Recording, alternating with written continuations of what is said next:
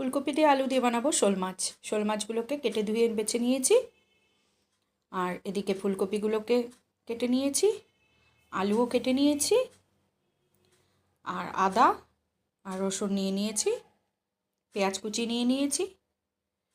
এবার মাছগুলোকে নুন হলুদ মাখিয়ে নেব।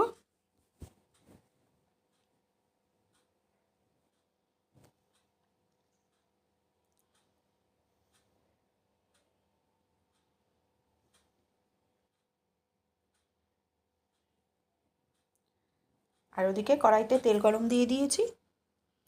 মাছগুলোকে সর্ষের তেলে ভালো করে ভেজে নেব। 2-3 ব্যাচে আমার মাছগুলো ভাজা হয়ে গেছে।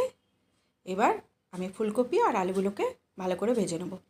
নুন হলুদ দিয়ে ফুলকপি আলু সম্পূর্ণটা ভালো করে ভেজে নেব, ভেজে তুলে রাখবো। এই যে আলু ফুলকপি সব আমার ভাজা হয়ে গেছে।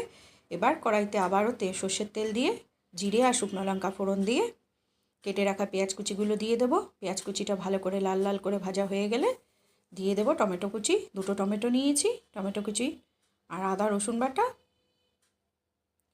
দিয়ে খানিকক্ষণ কষিয়ে নেব। কষানো হয়ে গেলে নুন হলুদ দেবো।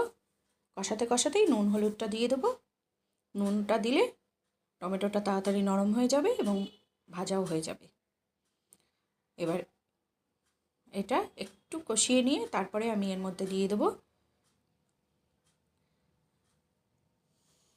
ধনে গুঁড়ো, জিরে গুঁড়ো আর সামান্য একটু শুকনো লঙ্কার গুঁড়ো। 2 চামচ ধনে গুঁড়ো, 2 চামচ জিরে গুঁড়ো, 1 চামচ শুকনো লঙ্কার গুঁড়ো আর 3টে কাঁচা লঙ্কা, আস্ত কাঁচা লঙ্কা দিয়ে দিয়েছি। দিয়ে জল দিয়ে মশলাটাকে ভালো করে কষিয়ে নেব।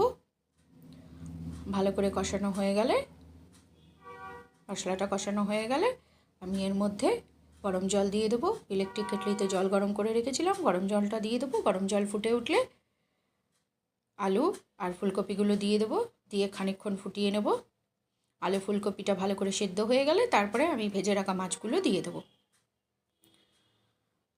খানিকক্ষণ ঢেকে রেখে দিলাম। এই যে আলু ফুলকপিটা আমার সেদ্ধ হয়ে গেছে। এবার আমি ভেজে রাখা মাছগুলো সম্পূর্ণ দিয়ে দেবো, শোল মাছগুলো দিয়ে আবার একটু নাড়িয়ে চাড়িয়ে আমি ঢেকে দেবো।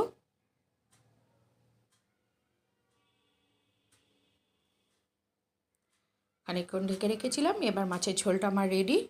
আমি এর উপরে ধনেপাতা ছড়িয়ে নামিয়ে নেব। এই যে ফুলকপি আলু দিয়ে শোল মাছের ঝোল আমার রেডি। ভালো লাগলে আমার চ্যানেলটাকে লাইক ও সাবস্ক্রাইব করে দিও।